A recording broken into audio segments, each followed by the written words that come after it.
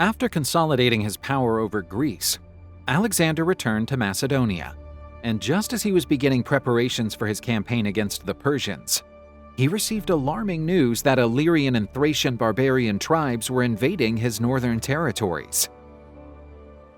The history of conflict between the Macedonians and these peoples dated back centuries, marked by deep and persistent rivalry.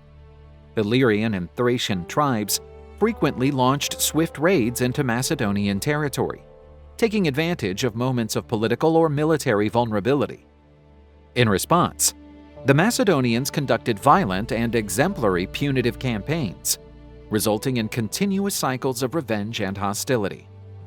This age-old rivalry had become an integral part of Macedonian military culture, fueling constant vigilance along the kingdom's borders. With the ambitious Persian campaign on the horizon, Alexander quickly realized he couldn't risk confronting the vast Persian Empire without first securing his rear. It was essential to make a decisive show of strength to discourage any future incursions while he was away. Alexander then organized a major military campaign to the northern lands.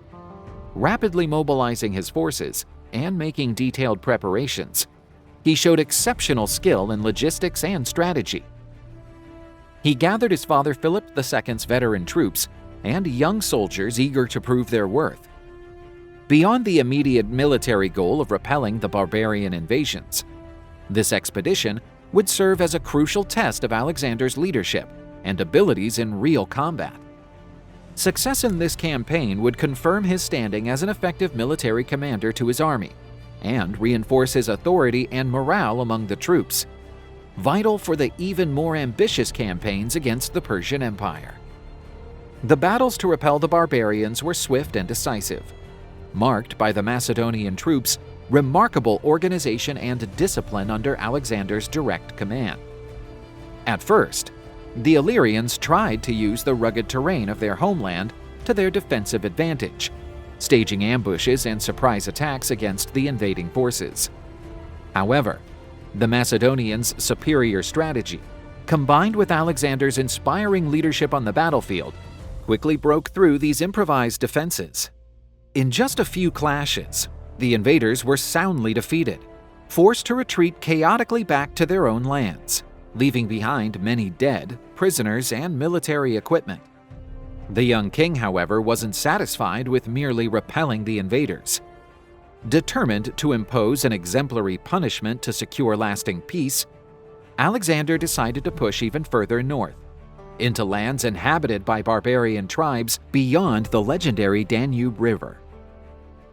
The Danube held particular weight in the Hellenic imagination, often appearing in Greek myths and legends as a mysterious boundary between the civilized world and the wild barbarian domain. It was seen as a near mystical limit, beyond which lay unknown dangers and untamed peoples. By making the bold decision to cross the Danube, Alexander was not only facing a significant military challenge, but also breaking through deeply rooted psychological and cultural barriers.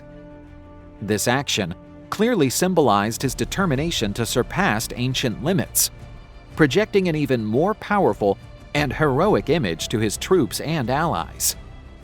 To carry out this unprecedented crossing, Alexander called upon his renowned corps of military engineers, experts known for their ability to overcome natural obstacles. Using advanced techniques for the time, they built floating bridges and sturdy wooden structures that withstood the Danube's strong currents. The Macedonian army crossed safely and swiftly, watching in awe the efficiency and precision of their engineers.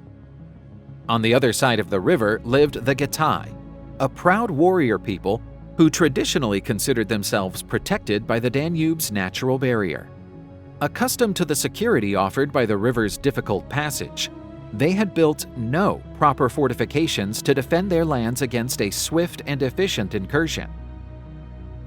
When they realized that the Macedonian army, with its well-trained troops and superior equipment, had managed to cross what had, until then, seemed an impenetrable barrier, the Gatai fell into shock and confusion.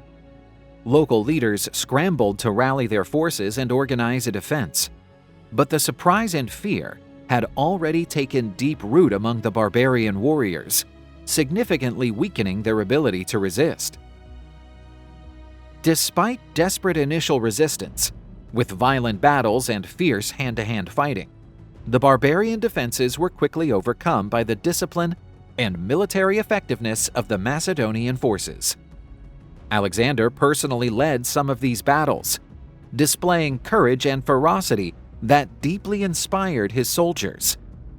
After decisive victories, Alexander ordered ruthless plundering and the complete destruction of several barbarian villages. Macedonian soldiers set fire to homes and granaries, while prisoners were taken and property was looted without mercy.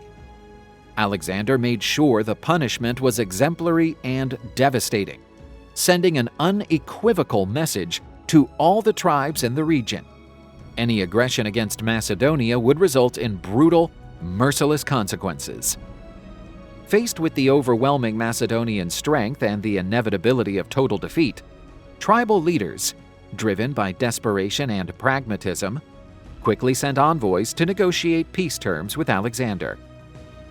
These negotiations, though scarcely recorded, certainly included harsh conditions imposed by Alexander. Among them was the requirement that the barbarian tribes supply contingents of skilled warriors to join the Macedonian ranks in future military campaigns in Asia. Illyrian and Thracian fighters were renowned for their exceptional ferocity in battle, especially in hand-to-hand combat and swift ambushes on rough terrain. Specializing in guerrilla tactics, these warriors were known for their remarkable physical endurance, bravery in extreme adversity, and mastery of weapons like short swords, spears, and small shields, granting them great mobility and effectiveness in sudden attacks.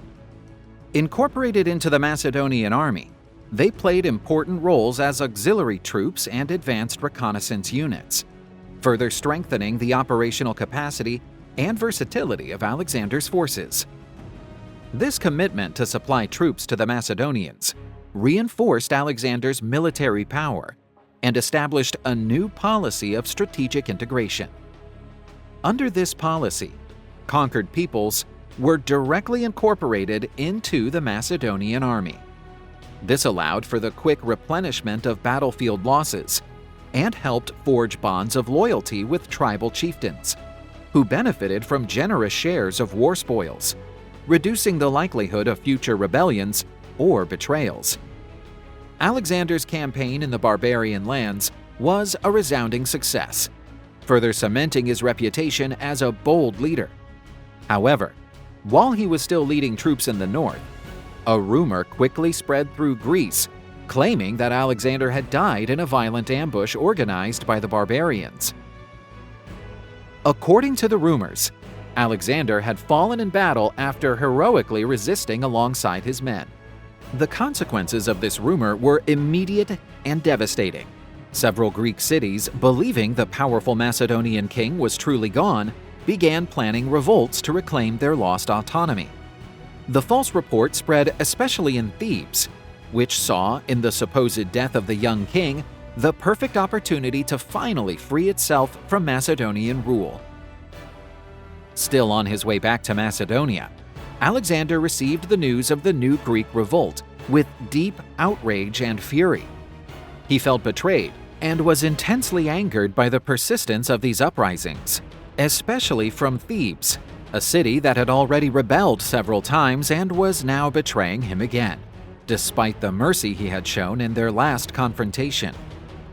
Alexander saw this betrayal as intolerable. He decided that the Theban rebels would face an exemplary and final punishment. The young king was determined not only to restore Macedonian control, but also to send a clear and powerful message that would discourage future revolts and ensure lasting stability during his upcoming campaign in Asia. The stubborn Thebans would feel the full wrath of the Macedonian king in what would become one of the most brutal and violent episodes in Alexander's history.